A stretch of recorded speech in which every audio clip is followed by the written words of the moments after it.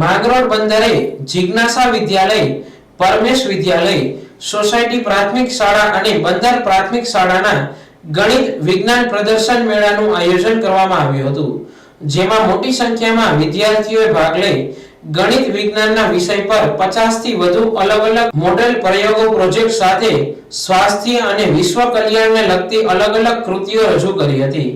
આજે અમારા ખારવા સમાજ દ્વારા આ યોજાયેલો વિજ્ઞાન મેળો, જેમાં અમે 4 સ્કૂલે ભાગ લીધેલો છે। એક તો છે શ્રી બંદર પ્રાથમિક શાળા, શ્રી સોસાયટી બંદર પ્રાથમિક શાળા, શ્રી જિજ્ઞાસા વિદ્યાલય અને ચોથી છે શ્રી પરમેશ વિદ્યાલય। આ વિજ્ઞાન મેળો અમે બધા એટલા માટે યોજાયેલો છે કે મનુષ્યને અથવા વ્યક્તિઓને અથવા બાળકોને જીવનમાં નવી નવી પ્રવૃત્તિઓ બનાવવાની રીત આવતી જાય, કેવી રીતે કઈ વસ્તુ બનાવવાની હોય તેનો તમને ખ્યાલ રહેતો જાય। અને હા, આ બધી પ્રકૃતિ અને કુદરતી અને પ્રદૂષણ દ્વારા કેવી રીતે બચવું અને તેના માટે અમે આખા વિજ્ઞાન મેળાનું પ્રદર્શન રાખ્યું છે, જેમાં બધા બાળકોને નવી કૃતિઓ દ્વારા તેમને નવું જ્ઞાન મળતું રહે છે। તેમાં અહીંયા બાજુમાં કેટલી બધી કૃતિઓ છે, જેમ કે સર્જનાત્મક કૃતિ, ફૂડ હેલ્થ એન્ડ હાઇજીન, અમારી કૃતિ છે હ્યુમન બોડી એટલે કે મનુષ્યનું શરીર, પ્રદૂષણ જેવી અનેક કૃતિઓ છે। તેમાં અમારી કૃતિનું નામ છે હ્યુમન બોડી એટલે કે મનુષ્યનું શરીર। અમે આ પ્રોજેક્ટ દ્વારા એ દર્શાવવા માંગીએ છીએ હાલના માણસોને કે આપણા શરીરની અંદર કયા કયા તંત્રો આવેલા છે, અને જો હા તેઓને તંત્રોની ખબર તો હોય, એના નામ પણ ખબર હોય, પણ તેઓને તેની કાર્યની ખબર ન હોય। બાળકોના વૈજ્ઞાનિક અભિગમ સાકાર થાય તેવા ઉમદા હેતુ સાથે ખારવા સમાજ દ્વારા બંદર પર આ ગણિત વિજ્ઞાન પ્રદર્શન મેળાને નિહાળવા આવેલ વાલીઓ સહિત ખારવા સમાજના વેલજીભાઈ મસાણી, તુલસીભાઈ ગોસિયા, શહેર ભાજપ પ્રમુખ લીનેશભાઈ સોમૈયા સહિત મહેમાનો સમક્ષ વિદ્યાર્થીઓએ વિવિધ કૃતિઓ વિશે સુંદર માહિતી આપી હતી।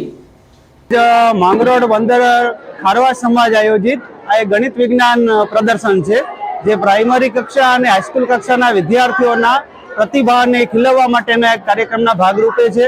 રાજ્ય સરકાર જે પ્રાઇમરી લેવલથી માંડી અને રાજ્ય કક્ષા સુધીના જે ગણિત વિજ્ઞાન પ્રદર્શન કરે છે એ પ્રકારનું જ આ ગણિત વિજ્ઞાન પ્રદર્શન છે। પણ આની ખાસિયત એ છે કે ગુજરાતમાં ક્યાંય પણ ન બને એવું અહીંયા માંગરોળ બંદર ઉપર બની રહ્યું છે કે ખારવા સમાજ પોતે વિદ્યાર્થીઓને પ્રોત્સાહન આપવા માટે થઈ અને પ્રાથમિક કક્ષાથી માંડીને હાઈસ્કૂલ કક્ષાના વિદ્યાર્થીઓ માટે ગણિત વિજ્ઞાનનું પ્રદર્શન કરે છે।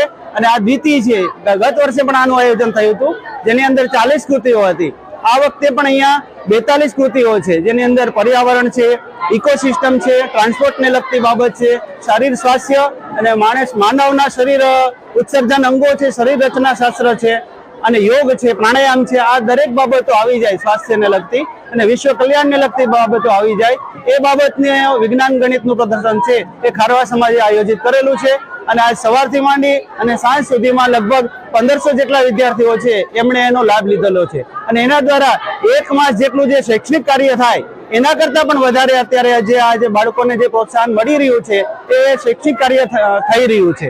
અને અહીંયાની જે સ્થાનિક જે જનતા છે એ પણ અત્યારે વિજ્ઞાન ગણિત પ્રદર્શન છે એની મુલાકાત લઈ રહી છે।